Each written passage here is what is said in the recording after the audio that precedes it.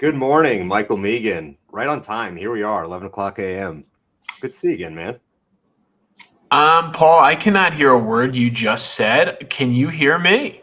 I can hear you perfectly, yeah. Okay, so I can't hear you. So I'm just going to pretend like I know exactly what you're saying while I get What about this now? fixed. Here we go. Okay, I think I should be okay now. What about now? Can you hear me now? Yep, we're good. I have no idea why you cut out. Okay, Paul, you are podcasting from an undisclosed location. How are you doing? I'm wonderful. So my wedding anniversary was last night. Sitting here in a hotel room. My lovely wife. Got breakfast at Tavern on the Green this morning. Got a lovely dinner in the city last night. Jets aren't going to stop me from living my life, brother. Look at you, and you were making so many comments about me choosing my personal life over the Jets 2 weeks ago, and now look at you. But before we get started, I have one very important question because being a podcaster, being online, we live online. One of the funniest memes of all time is every hotel got the cuck chair. Are you sitting in it right now?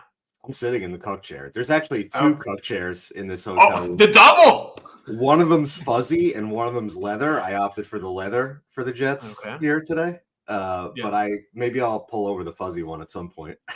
Exactly. That's another great meme where it's like two. Yeah. Okay. So we got two in the hotel room. So I had to get that first thing off the bat. How you doing today, man? We were texting a little bit this morning. I was laughing before I even pulled us into the studio here. We went live a couple minutes earlier to let the music run, and the first comment was just 0-8. And then I saw you comment back, good to see the vibes are high. So, like I said, we're not even at 11, not even live, just getting the studio. Also, just so cool that seeing all those people in the studio before the show even goes live is again such a surreal feeling. But shout out Matthias for saying 0-8, who's just getting it out there. Like last game before the Jets bye, regardless of what happens today, what they do to us, everyone will get a break from the Jets, good or bad, next week. But it's kind of hard, I think I put this in the prep doc. The Jets are injured, man, especially on the offensive side of the ball. Do we know Josh Reynolds was an IR candidate? I did not know that. I didn't think there was a lot of things we didn't really know about injury-wise coming out of the last game that surprised us yesterday. Yeah, I knew Sauce was not going to play. Modern day NFL, if you have a concussion, very, very rarely do they see them play the next week, especially with a bye week coming up the next. So I'm not really surprised that he's not going today. I think we kind of expected that. Quincy coming back. When he went on IR, I think it was going to be 4 games. I don't think it was talked about it was going to be more. So that makes sense. The defense is a little healthier at linebacker today. Secondary's got some issues, but the Reynolds thing was kind of a head scratcher for me. And Tyrod also, which you just knew it. You just knew after Woody's comments this week, and then him being day-to-day with a knee injury. I'm like, there's no way he's playing. And also, someone made a good point that I didn't even think about it in the moment Tyrod. I don't think they're Tyrod's knee is probably not good enough to go. He's an old man. This isn't like JJ McCarthy. Tyrod didn't get soft benched or anything like that. Nothing like that. But I do wonder, did Woody put Glenn in a corner about starting Fields, where it's if you started Tyrod, it looks like it's the owner's decision, not your decision, and you almost have to spite start Fields to show that you're actually still in control. Which is just such it's like a reality television show level of drama and chess games and different things like that. I forget where I read it. It might have been in our group thread, which I haven't been paying a ton of attention to this weekend, obviously. But somebody said the most likely outcome is Flacco absolutely puts it on the Jets today, and also whatever the saddest outcome for the Jets is, you just have to assume that every time. That is directly from the prep sheet. I wrote that themselves, so that's where that comes from. Murphy's law is exactly Murphy's law is what can go wrong will go wrong. Jets law is whatever the most embarrassing outcome possible will happen. So yeah, 100%. Yeah. So like I said, but to Michael's comments, yes, I do think Tyrod is hurt. I don't think this is a soft benching, but I do think even if Tyrod was 50-50, getting Fields, I do think Woody put Glenn in a corner regardless of that. And So I mean, look, we'll you see. don't want your owner talking to the media No. during the season. Like, it's just kind of like bar none, stop, full stop. Like, that's it. You don't want him saying anything good. You don't want him saying anything bad. You don't want him visible. Yeah. And for him to walk into the hotel and be like, "Hey, I got nothing to say," and then to talk for 15 minutes is it's just peak Woody. I Yes. would Like, say it's disappointing, but it's not surprising. no, I think we should reform. And like, it's not like it's Jerry Jones, where it's like Jerry Jones is the GM of the Cowboys. Like, Yeah. it's a little different. Him giving real, like, he picks the rosters, he picks the players. If Woody, shudder at the thought, was actually the GM of the Jets, or like in charge of like the Jets, 53-man roster, I would want to hear more from him. Like, there's like an actual element of that where like Glenn speaks every day, like, in that regard, like people in charge of the roster should have media access, should be doing that. It's not the case. Like Bob Kraft doesn't make those comments. The Bob other Kraft thing does a lot of too, other extracurricular things, but he doesn't make those comments. the other thing with Jerry too is like Jerry loves the camera and the camera loves Jerry. Like he's at least gonna like say something funny. He's gonna hit you with like the old Texas oil man wit. Like he's gonna crack a joke. Woody's just like you every time you see him on camera, you're like, man, this guy's just such a dork, dude. Like, what are we doing here? And it's so funny that Christopher is even more awkward than him. So it's like in theory, like the awkwardness can actually be multiplied, which doesn't feel possible. But I'll tell you what though, a camera loves Brick Johnson. So we haven't necessarily seen him talk on camera, but he's a good looking boy. Exactly. I mean, Brick is basically running the team. If you tell me who's in charge of the roster, Brick or Muji, I think I'm picking Brick at this point. Okay, so I guess in regards to the injuries, and especially on the offensive side, well, I guess we'll start there. Do you just give Brees 40 carries today? Like it's probably his last Jets game because we have the bye next week and then the deadline. So this is the last game the Jets will play before the trade deadline. I don't think Jermaine's getting traded. I think Quincy will. I think Brees will. So this is, in theory, his last game. You can't really complete a forward pass, and now you have one last pass catcher who was more of a warm body than a pass catcher, but still, like, Arian Smith, I think, is now wide receiver one, or if not Lazard. So this is how bleak we're talking here. It's like, is this just Brees, we got you for one last game, and we're just gonna use you like a bar of soap? I think you can make the logical case for both sides of the coin, which is like at the end of the day, it's just like we'll see where the coaching staff thinks of this, right? Because you could say on one hand, like, hey, it's our last game, we're just going to run you to death, and like hopefully we'll get you a couple last good highlights in the green and white, right? And then the other side of it is like, well, we don't want to fumble the bag and like blow a trade if we do have something kind of cooking and in the works. But if you don't, you kind of need to showcase them to potentially get more compensation for it. So it really could go either way. I think we'll just like today we'll reveal what the coaching staff's line of thinking is on that thing. Because again, like, imagine they had a trade like semi cooked up, right? And let's say it was Kansas City or it was LA who was like, yeah, we think like, probably during your bye week, we'll give, this is the framework for the compensation. And then you run Brees 40 times today, and on his 38th carry, he tweaks his knee, right? Yeah. And it's like a 6-week injury. Then you look really, really foolish at that point. So it's a fine line that they have to walk of like protecting the asset, but also trying to maximize what they can get back for it. Yeah, for me, it's like if he's active, play him. Like he can tweak his knee on the second play. He can tweak his knee on the 32nd play. Like, at the end of the day, like it's the NFL, especially for running back, contact happens. I wouldn't be shocked if they went no fire sale at all, and this was just all talk. And then it would – I don't know if it would make me feel better that the regime actually feels the heat, because, like, I feel like the regime does a quote-unquote fire sale or trades a bunch of star players if they know because you're making the roster worse. Like the Jets without Quentin Williams and Quincy Williams, and said, I don't think Jermaine's getting traded. But like if you lose one of Will McDonald or Jermaine Johnson, like it's a worse team. If Isaiah Davis is your only tangible running back for weeks, 10 through 15, assuming Braylon gets back for the last like month of the season, like it's a worse team. You're gonna have a lower chance to win than you already had. Like if the Jets trade a bunch of star players, 0-17, especially if they lose today, it becomes more and more possible, which, the regime has to wear. So I don't think it's a super hot take by JDR saying that, because the regime might feel the pressure where it's like if we trade Brees for a 5th round pick, or we trade Quincy for a 5th round pick, like that's like, one, it's good to have draft capital. It's good to collect the assets. It's good to not let things go for nothing, because the Jets are going to be bad enough for, like, they can't use the comp pick formula.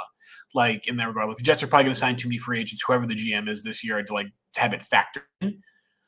Like, you have to be mindful of that. Like, at the end of the day, this is about survival. And Woody can say that he hugs Aaron Glenn every week.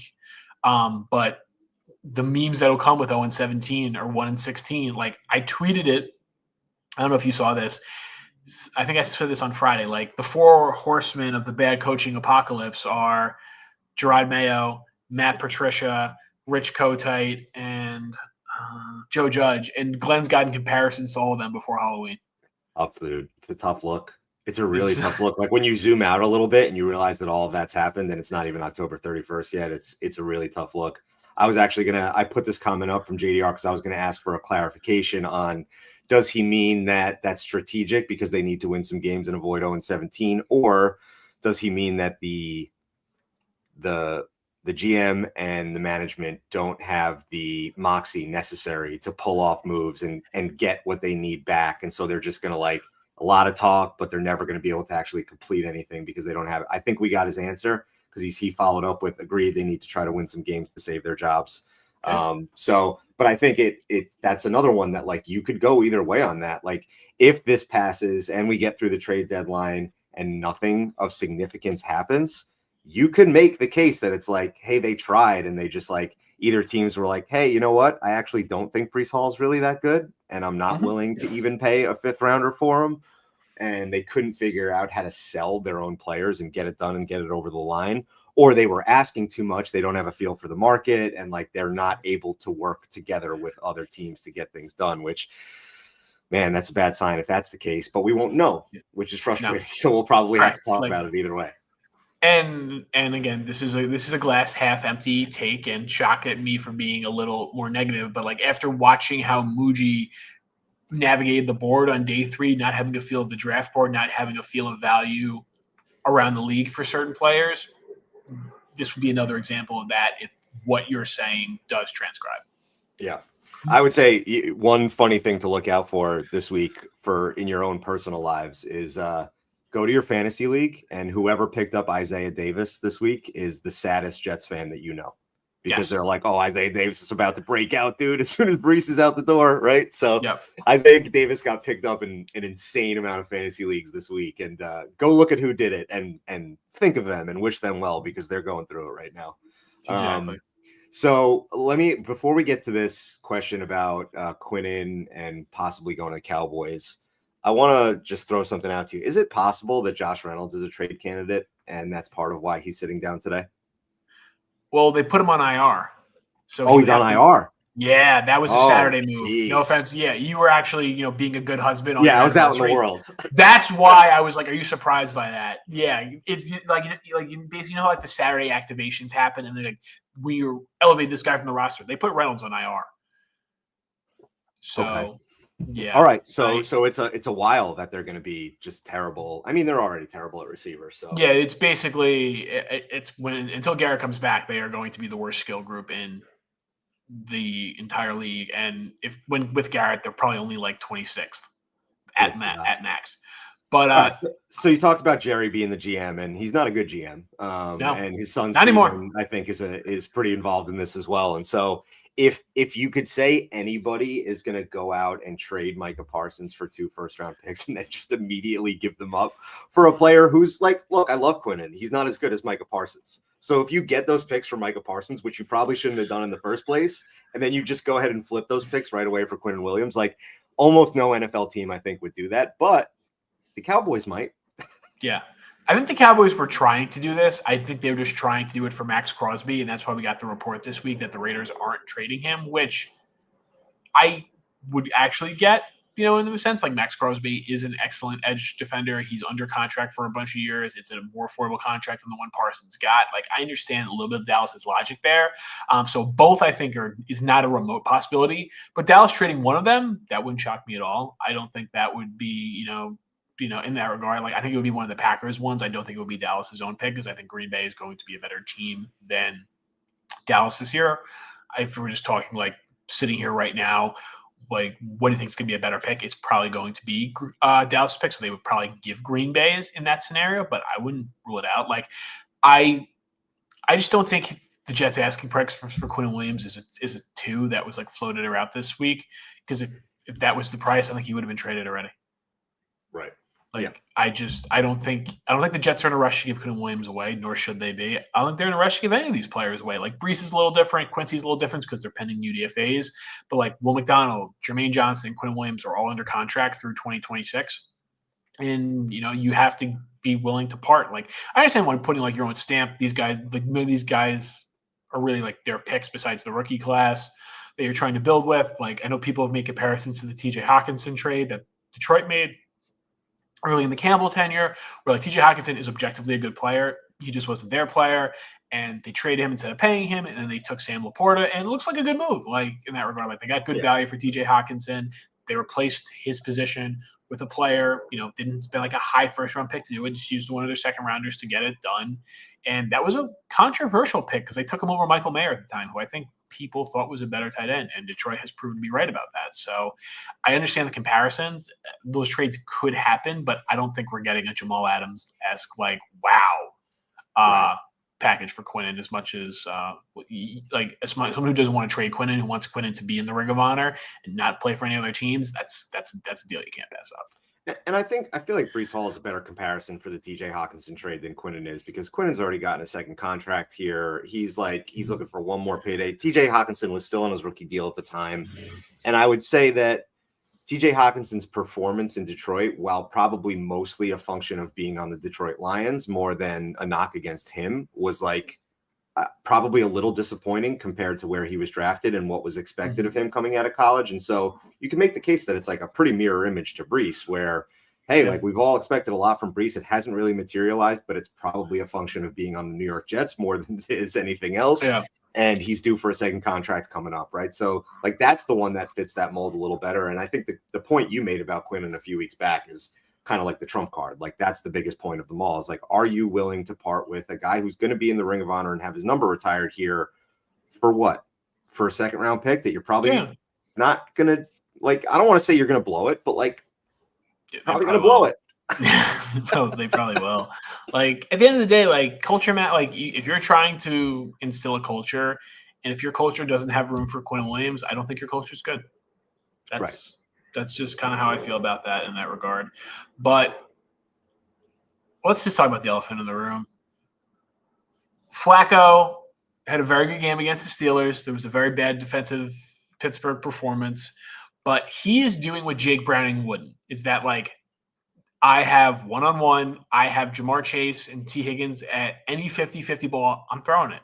I'm not waiting for them to get open. I'm throwing with anticipation. I'm letting them make a play, because there are 3 outcomes. It's an incompletion, it's an interception, which with them is unlikely, or you get a catch or a DPI, which is just as good as a catch. Like, you're constantly putting the onus on the two best players on the Bengals offense to win us games. And it's worked since Flacco's been in there. They gave Green Bay a good game when they played 2 weeks ago. They beat Pittsburgh. Now they got 10 days of rest.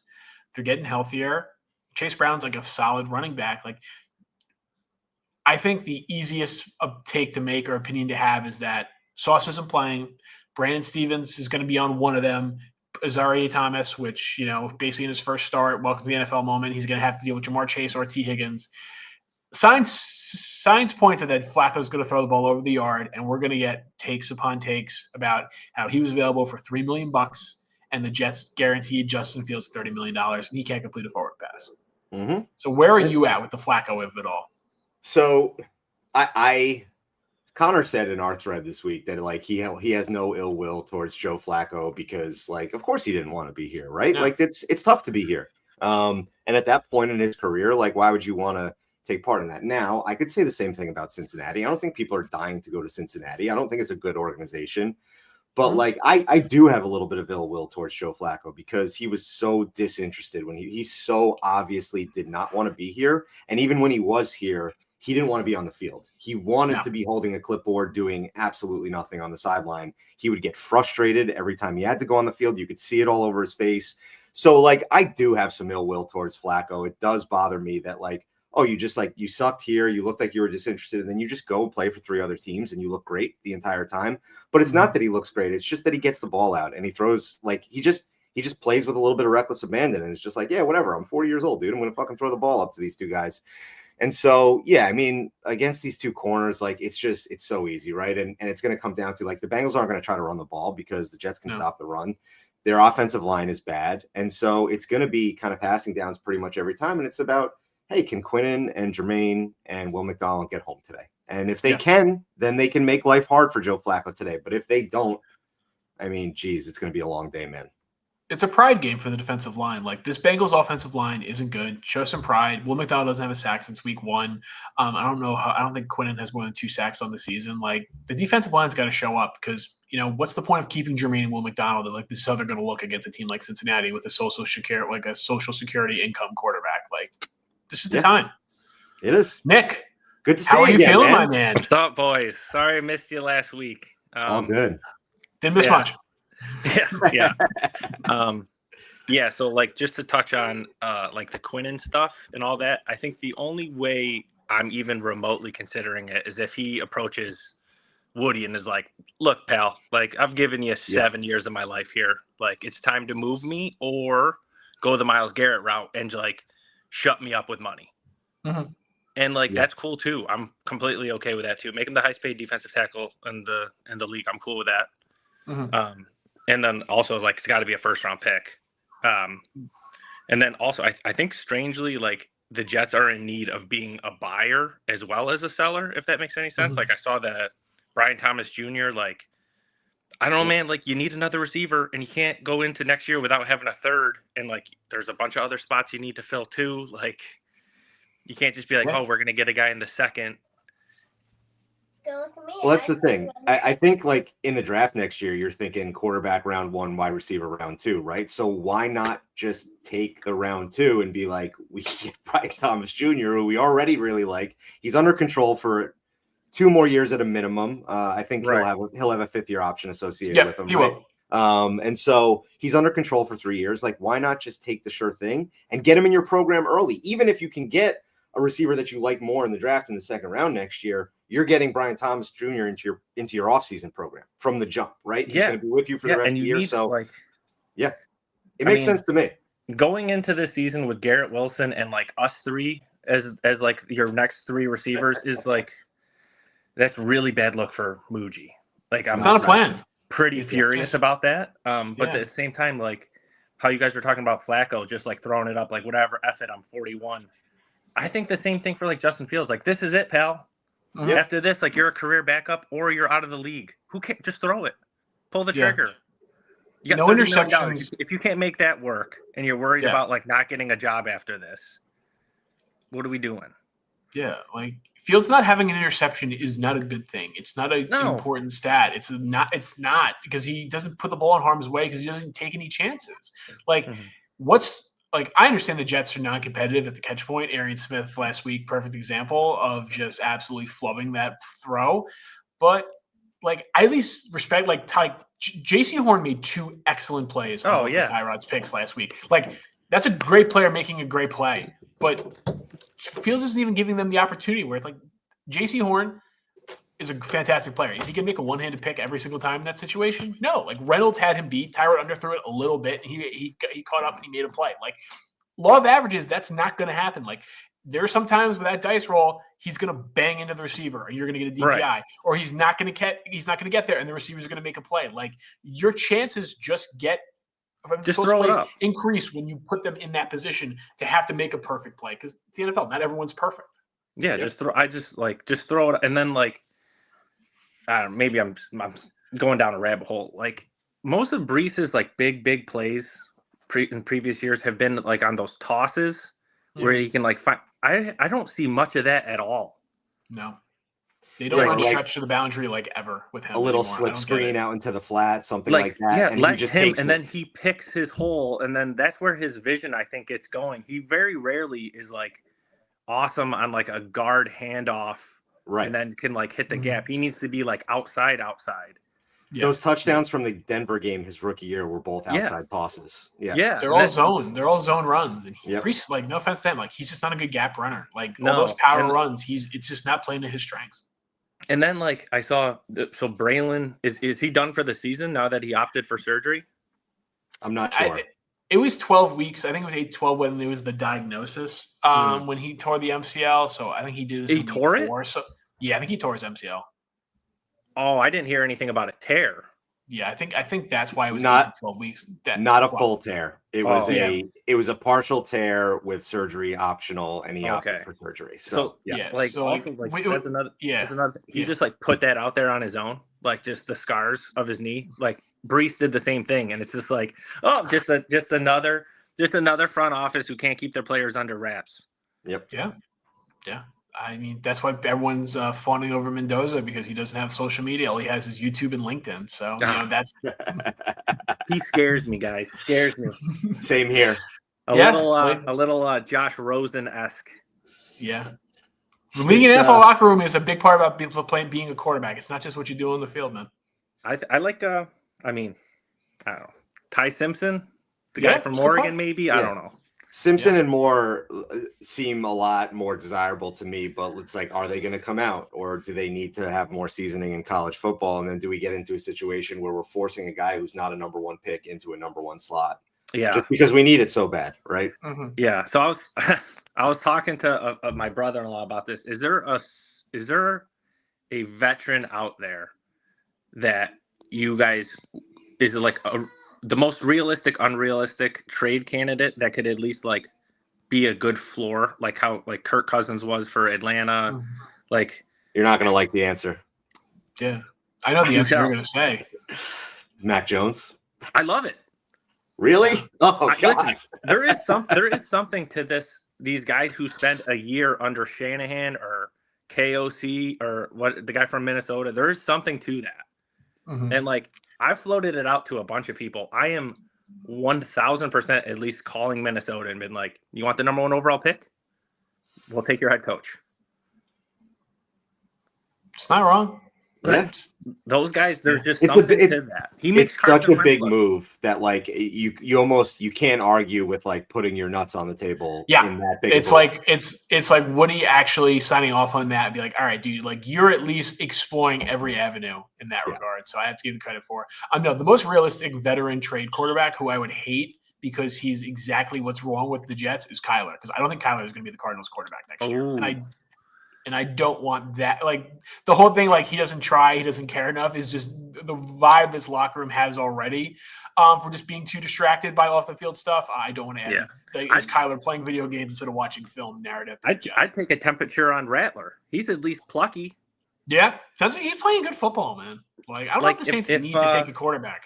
If the Saints want to draft a guy and like let's say they're sitting at like 5, hey, Rattler in 5th, and you guys can come up to 1. It's a situation. I'm so gun shy of them drafting one of these kids, and he either plays week 1 or plays by week 3 because Justin Fields is just pooping all over himself, and it's just like, oh no, this kid doesn't look like he belongs. Like, we need, especially if this regime takes him. Like, you can't feel confident in anything they do at the moment. Like, it's just a reality. We need a dart sort of where the kid comes in and is just like, whoa, that's different. Mm-hmm. And like, hate to say it, boys, I wanted Dart. I wanted Dart in this last year's draft. Not that it would have looked the same here, but plenty of football left for Jackson Dart. We'll see. Yeah, he at least looks like a guy, and it's fun. Jesus. Yep. I'll give you that. The energy's entertaining, and for sure, Giants fans are like enthused about it. Which is that's all I want. That's like the floor's that low. The floor's that low. It gives them the short-term adrenaline shot, right. Which is nice. Like, come 1:00 when I look at my wife and be like, oh, the Jets are on. She's gonna be like, you really want to watch that? I don't want that. Just give me something like, where like, they got a shot. Yeah, being 2-5 with a quarterback who's kind of plucky is a massive increase to being 0-7 and just dreading their existence. So, Nick, thank you so much for the call, man. We always appreciate talking to you guys. See ya. All right. PSU Joe. How's it going? I don't hear you guys. All right, we we'll can hear vamp a you. little bit. We'll vamp a little bit until you can hear us. We can hear you. Hey guys, Yeah. I can't hear you, Okay. which is weird because I was just listening to you guys talk. Okay. Let's see, what if I put it on in the car? See if we got him here, Paul. I heard that, so we're good on this. All right, Paul. So, I mean, do you think PSU Joe called in this Hold on one weekend because second. Penn State's on a bye and he didn't have any like jokes to make? I'll tell you, PSU Joe stands tall though. If I he don't hear called in after anything. the Aller injury, then That's a fair he'll point. call in after anything. So, Yeah, and that he one did. Western game was He bad. also promoted the show on Twitter this morning. Which I was very did kind see of him. that. I did see that. You know, he's a very big Badlands JetHeads subscriber and aficionado. So we always appreciate him for that. Okay. Did you take him out? Can you So hear he us came now, back in? Joe? There we go. You can hear us now? Okay. All right, I hear you. Sorry, guys. No, not a problem at all. Believe me, we have technical difficulties of our own, so we can was spare you weird. the 30 seconds. I was listening to you guys talk to Nick, and then as soon as it flipped, the sound went out. So all good though. How you doing today? Any driving lessons? You guys hear me all right? Yeah. Oh, okay. How's everyone doing this week? Good. Paul asked you had any driving lessons today, or were you driving the car No, today? sorry, I didn't hear it. No, I drove the car today. I'm waiting for her to get Okay. out of practice in 30 Okay. minutes. She had a friend who had a 17th birthday yesterday and slept over, and I was not getting in the car with her driving this morning. But all good. With the trade deadline coming up, I'm really wondering how much of a seller we're going to be. Like I think guys like Michael Carter is probably a goner. I think Brees is really more of like 50-50. Like I'm hoping they don't just give guys away and fire sell it. Like I hope they have a reasonable number on the guy, and that's what they go after. And if they don't get it, they just hold on to the player. Now, I know you said last week that Brees doesn't factor into the comp formula. Is that correct? Well, it's not that I don't think he won't. It's that if they sign too many free agents, it doesn't matter. And this roster needs a lot of work because, and Paul makes the point that everyone thinks they're going to go quarterback receiver with their first two picks. They have had a bottom 5 defense in the league this year. And while firing Steve Wilkes, him falling on the sword for the season, what defensive coordinator is signing up to be under Aaron Glenn when he's under, the microscope? Or if they take this regime out entirely, it'll be a new regime teaching a new system, installing a new thing where they didn't pick any of these defensive players, even this rookie class. So who's a scheme fit now might not even be a scheme fit, 6 months from now. It's a question mark in that regard because, I want them to go quarterback. I want them to go receiver because I want this quarterback to have a prayer. But a defense that also, can stop a nosebleed also does help a rookie quarterback where he doesn't have to win every game 35-32. So, that in that regard, I think they're going to need to spend some money on this defense. Yeah. Let me ask, though, if the defense, the last couple of weeks haven't been terrible, right? And you could say the level of competition or whatever, but if they steady the ship on D for the rest of the year, do you still think Wilkes is fired? If it's different doing it An against, interesting question. It's different doing it against Bryce Young than Andy Dalton and Bo Nix. If you are being competitive against a Lamar Jackson-led Ravens team, what we're seeing from Drake May and the Patriots 2 times, Josh Allen, which who knows if he's playing week 18, but that's a fair argument. Can you squish someone like Spencer Rattler, who's a younger player? Can you not get embarrassed by the Dolphins when they look like the biggest dumpster fire in the league besides you? And you actually beat Tua for the first time because I think he's 8-0 against the Jets at this point. It's I think it's more can you build on this? Because I'm not saying that the defense isn't fixed or that it's completely still a dumpster fire. It's more they had to play a bunch of tough quarterbacks throughout the season. Dak's very good. Right. Baker's very good. Josh Allen's very good. Rodgers, regardless of what, we don't have to get into the discussion about what he'd be doing here. He's playing well. You can't deny that. He's a better quarterback than you're seeing, throughout the league. He's one of the better quarterbacks we've seen in the league this year. They did have a tough quarterback matchup schedule, and now it's softened. But Stefanski killed Saleh's defense every time we played the Browns. Even when the Jets defense was good, the Browns always found ways to put up points on them. And I know Dylan Gabriel's got a pea shooter and throwing past 15 yards isn't tough, but Stefanski can still scheme it up.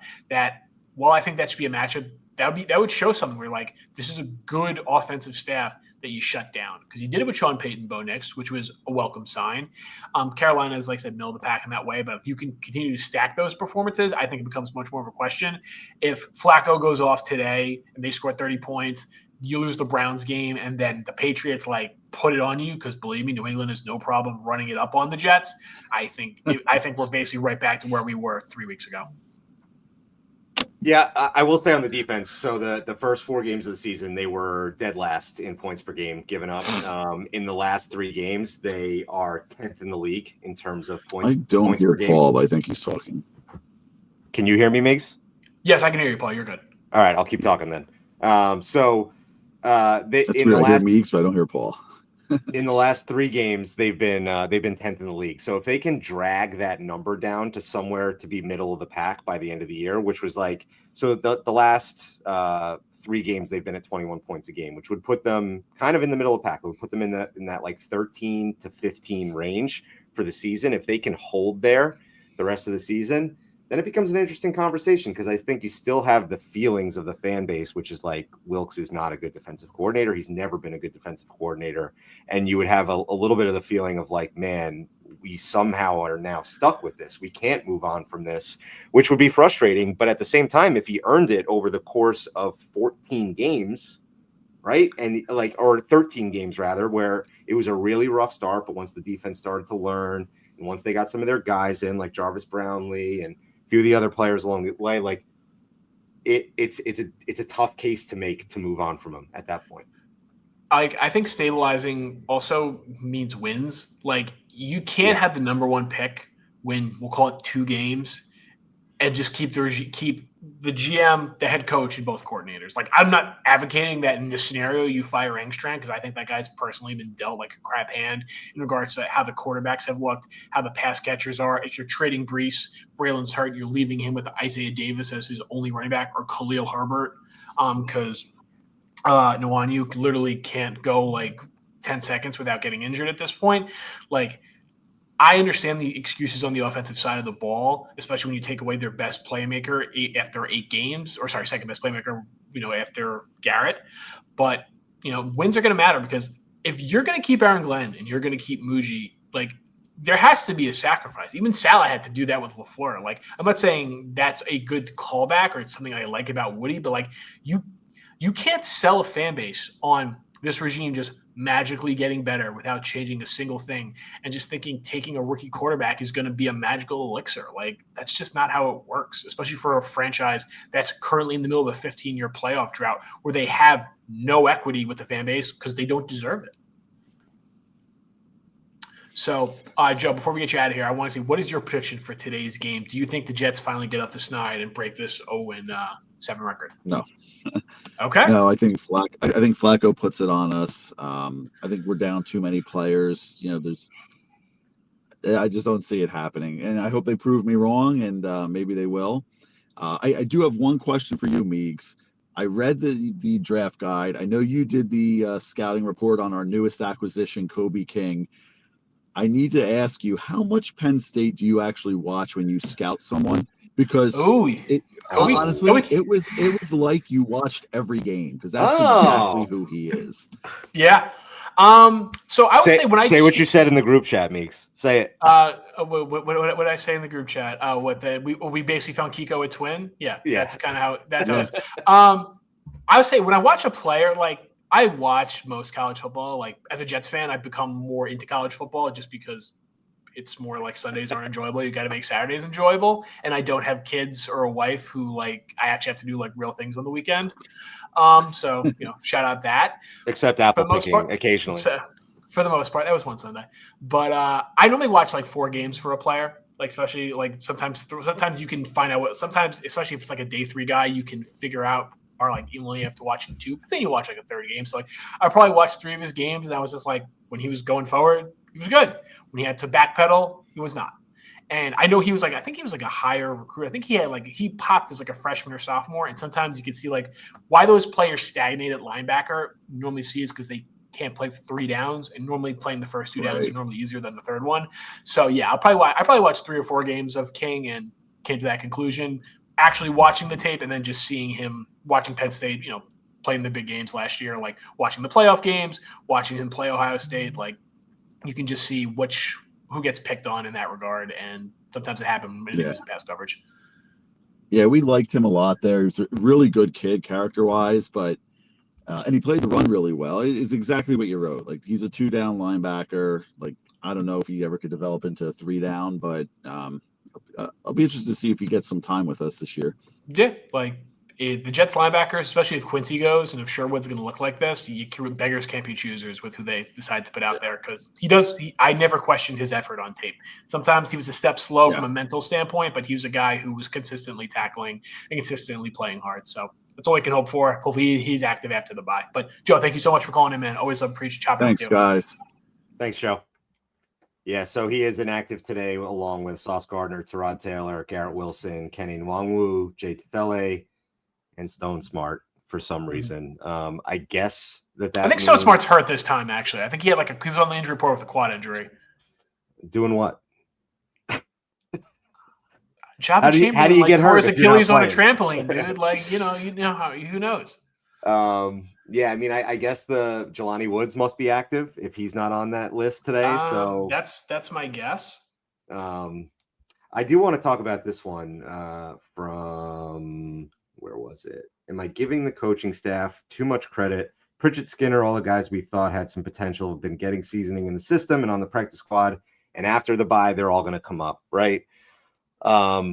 This is something that I would think and that I would say as a positive Jets fan who's trying to assume the best at all times. So I want to kick it to the guy who assumes the worst at all times and give me the dark side of this. Okay. So they're active? No, they're on the practice squad right now, but I think what he's saying here is that am I giving the coaching staff too much credit? Because this is my theory, right? They've deliberately been kept down all year, even though we need them up because there is nobody at wide receiver. They are deliberately being kept down.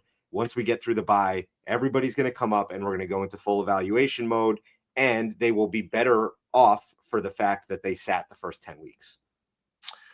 The negative version of this is that none of them are good enough to actually be on active rosters on the other 31 NFL teams, so no one bothered poaching them off your practice squad and allowed you to do this. But you never let anybody see. We're playing chess, dude. Believe me, agents get access to practice film. They can shoot that out there if they want their client to go somewhere else. It happens all the time in college football. In that regard, with the transfer portal and the practice squad free agency is kind of NFL's version of that. So that's why I kicked it to you for the doom and gloom.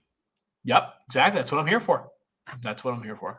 All right, number one issue nobody is talking about. Aaron Glenn has no point developed a rookie quarterback. Now, he's a defensive coach, so why would he have ever developed a rookie quarterback? But you could say that he's never been in a place where a rookie quarterback needs. So he's never even seen it as like an interested third party, right? Because it was Drew Brees, right? He was there for the tail end of Drew Brees. Yep. And then over to Detroit with Jared Goff, where in theory they were going to at some point, but they just never needed to because Goff worked out. Yeah. Well, to be fair to him, he did see exactly how to not develop a rookie quarterback, because he was on the 2014 Cleveland Browns with Johnny Manziel. So if I'm going to play glass half full, but yeah, the 14-15 Browns didn't really have a quarterback worth developing.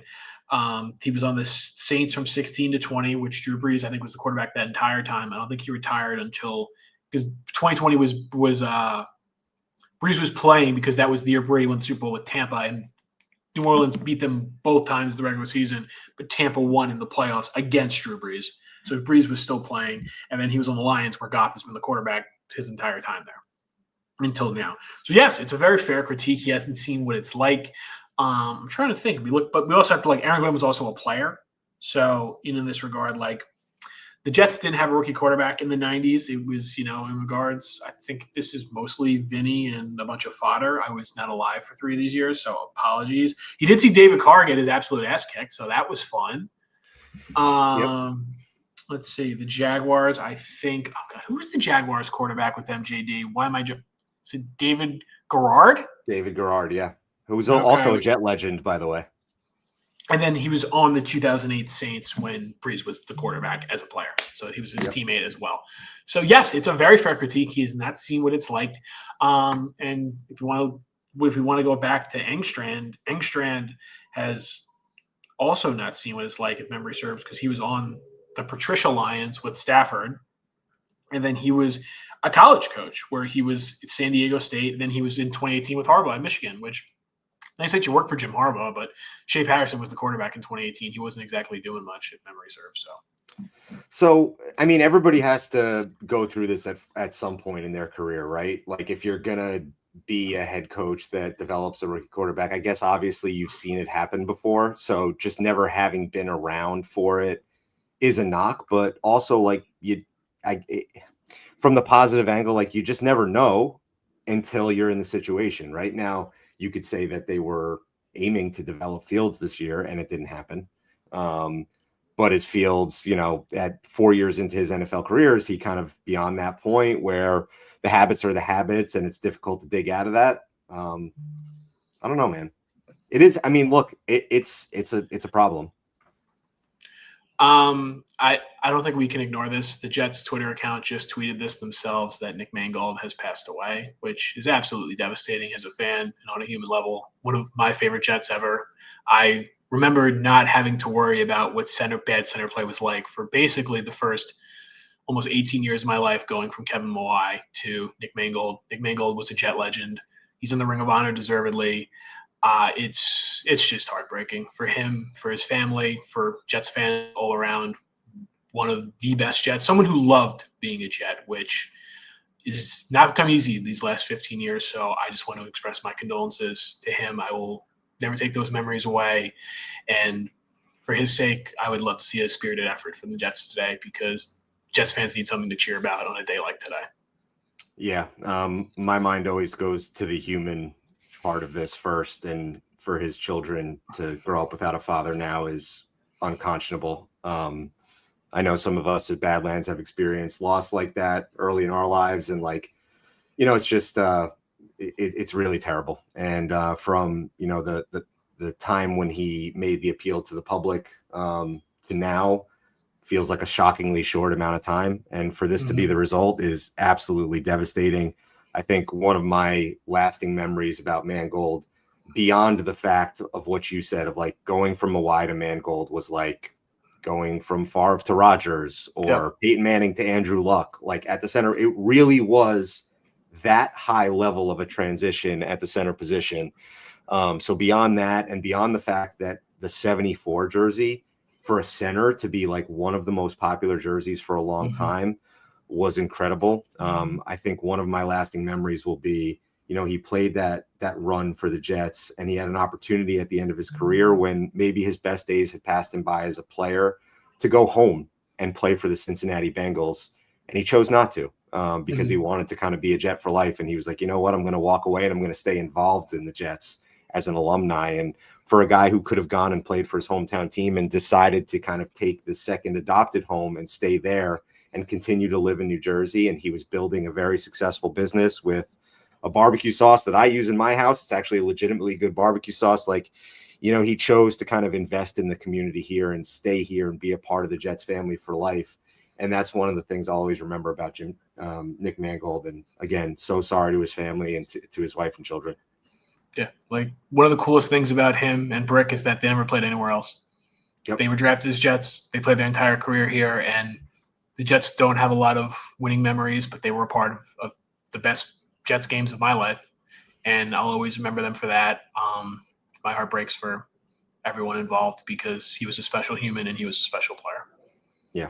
So, man, that's brutal news.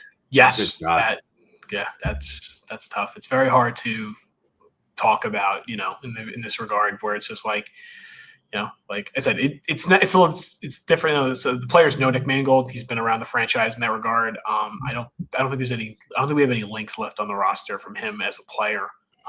Just because he retired in 2015, and there's just been so much turnover with him. So I don't think we have any current players who got to experience him on a day-to-day, but when we turn this over to the SNY pre-show, Willie played with him.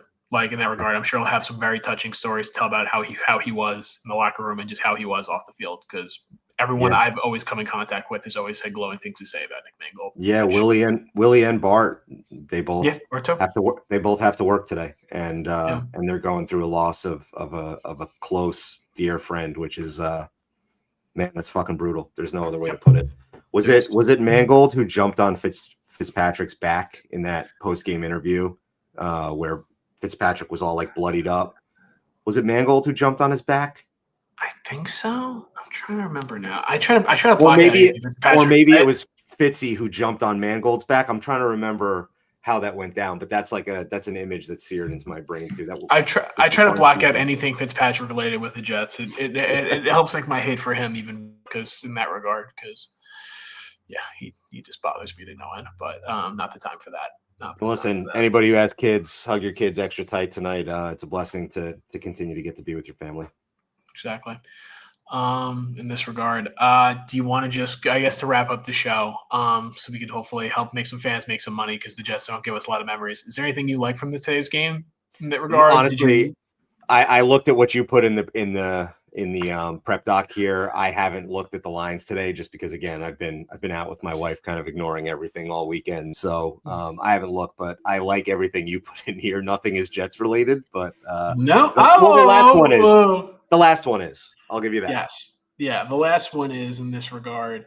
I just don't trust the Jets corners to make a play. In this game, like Flacco will throw one up that the defender in theory could pick, and today might be the best bet the Jets have of getting an interception in recent weeks with Flacco. But with T and Jamar, I just don't trust them to do so. So I have either player to score 2 touchdowns is plus 300 for Chase and Higgins. So if either of them gets 2 touchdowns, that bet hits. And I also have for both of them as a parlay to make a 30-yard reception, which T, you throw him one ball down the yard, he can come down with it. And Jamar can make literally any pass into a 30-yard reception, given how hard he is to tackle and how good he is with the ball in his hands. For plus 700, I just think that's a fun little 2-legger. Like, just can the Bengals get 2 explosives from their 2 best players? I'm willing to bet yeah. And my last bet is for Fields. They have no Brady. You're not benching Justin Fields for Brady Cook. Like Tyrod is a completely different story. Team needs a spark. Tyrod's a veteran. Tyrod can come in theory, try to win you the game against Carolina. If he came in against Denver, done the same thing. Bringing Brady Cook elevated from his first game day off the practice squad to actually play tangible snaps on the road before the bye in his rookie season, who's that helping? Like, Fields is going to play this whole game unless he gets hurt. Like, for better or worse, that's just the reality with Tyrod being inactive. So they can't complete a forward pass. Their receivers got even worse than they were last week, and they were already bad. Fields is just going to have to use his legs and run. So I think 50 yards is like plus 154 and only goes up. Ladder bet all his rushing yards because I think that's literally all the Jets are going to have going on offense. Because if you're Cincinnati, why are you not stacking the box against these receivers?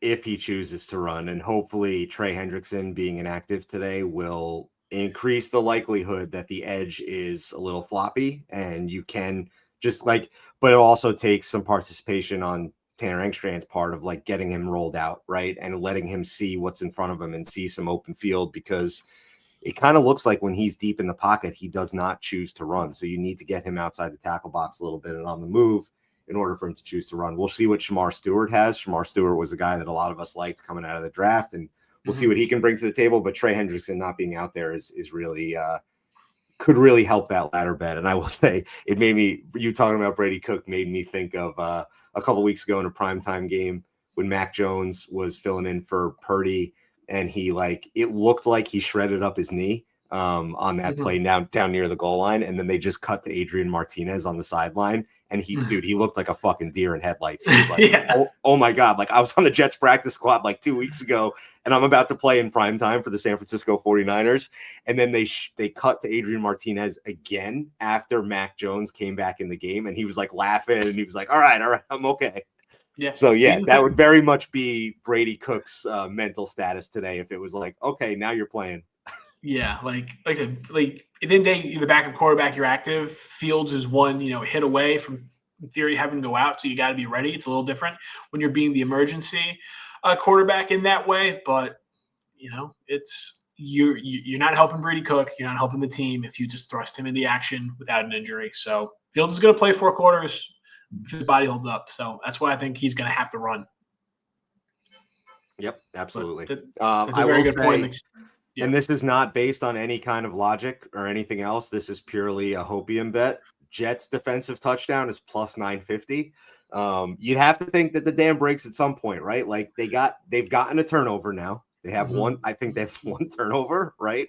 Through 7 games. Yeah, they didn't have one against Carolina last week. So yeah, it's just the 1 fumble against the Broncos. So I mean, who knows? Does Flacco throw you a gift in the flat? I don't think so. But can you get Will McDonald screaming around the edge at him and stripping a ball out and then maybe picking it up himself and going?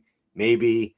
Do you get a little bit of a benefit of there's no tape on AZ Thomas and you don't know if he has the mental ability to jump her out yet? Like, I don't know. It's again, it's not based in logic at all. It's just seeing odds that are close to plus 1,000 and saying, hey, sure, why not? Right. So playing the law of averages a little bit and saying the Jets need to get a big turnover at some point that's not just falling on a fumble. Yeah, like can the Jets in theory go, to their bye week and play 8 games with just 1 turnover? In theory, yes. Like law of averages would be no, but I don't know. The Jets seem to defy every average when it comes to negative stats. Yeah. So, yeah, that's that. All right, we got about 4 minutes left. Anything else you want to empty the chamber on today? Not really. I mean, like I said, as a Jets fan, it's just a sad day. Like there's no way around that. Getting this news is said. It's shocking. It's sad. It's that's one of the things where at the end of the day, like sports are so trivial in that way when you factor in human life. And said, I just want to express my condolences to his family. I just seeing all the comments, just how much Nick Mangold means to the people. I think this shows what Jets fans thought of him. Like it's like how many fan bases have this kind of relationship with the center?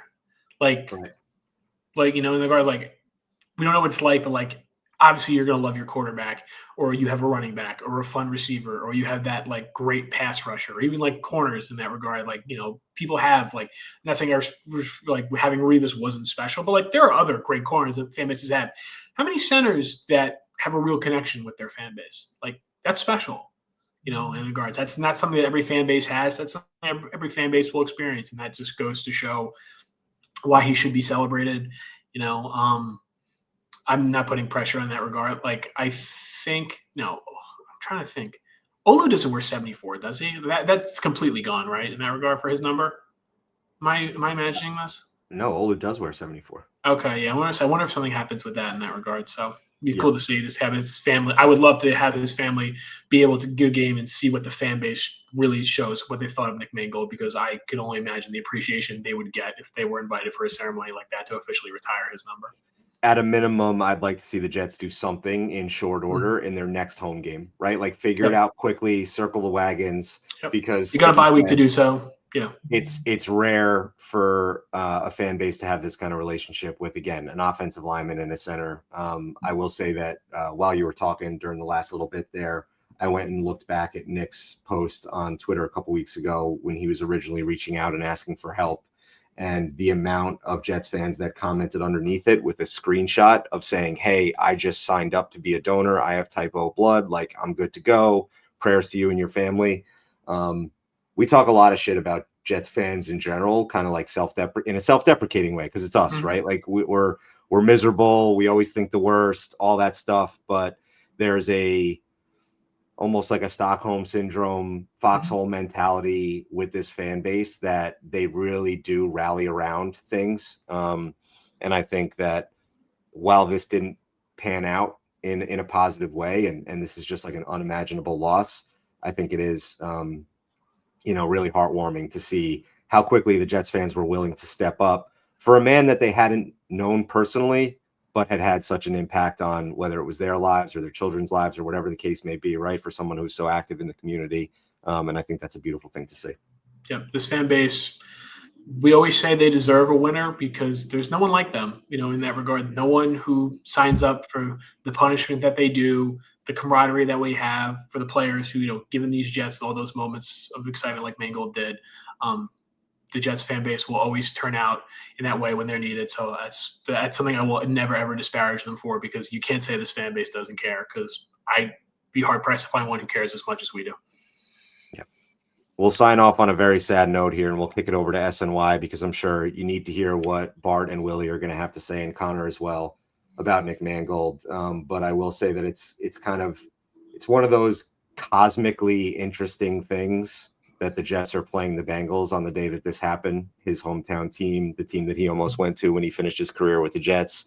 Not saying that it's like the Jets need to win one for the Gipper or anything like that, right? Because at the end of the day, this is a football game and it really doesn't matter. But it is just one of those like kind of cosmically interesting things. It's one of those things that just makes you go, right? And so we will sign off on that very, very sad note. Once again, unimaginable loss. So sorry for Nick and his family and for his children. And, kick it over to SNY, and we will see you guys next week. Thanks for joining us. Thanks, guys.